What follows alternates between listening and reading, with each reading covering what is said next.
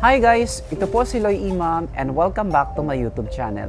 For today's video, tuturuan ko kayo kung paano ba mag-activate ng inyong mga Facebook page or Facebook. So, napakadali lamang nito guys, panoorin nyo to. Ang unang gagawin natin guys ay pupunta tayo sa ating Facebook application. Ayan.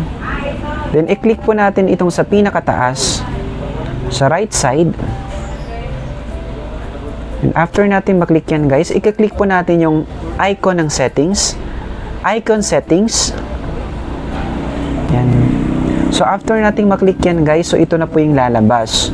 So dito guys, hahanapin po natin yung pages na nakalagay.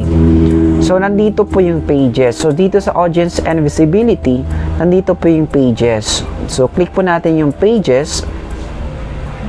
So dito po natin makikita yung mga yung mga page na naka-deactivate. So dito sa taas, reactivate your pages.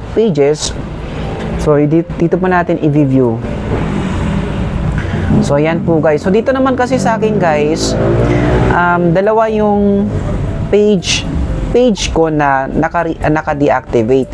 So itong una si Kuya Loy, then Loy Imam Vlogs.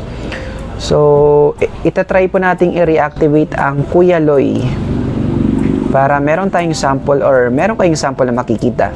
Click po natin yan. So, after natin maklik, so ito na po yung mangyayari. Automatic siya magsuswitch.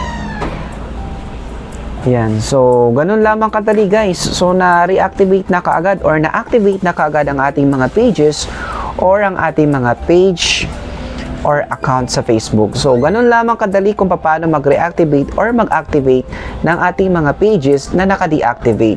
So, napakadali lamang guys, and kaya ko ito ginawa ng tutorial kasi nag-upgrade na naman sa Facebook application at karamihan kasi ngayon sa atin ay hindi mahanap kung saan ba at kung paano ba i-activate ang ating mga Facebook account or Facebook page. So guys, kung nakatulong itong video sa inyo, please paki-subscribe and click the bell para ikaw ay ma-notify sa mga susunod pa natin mga videong i-upload. Again, ito po si Loy Imam. Maraming salamat and see you to my next video. Bye-bye!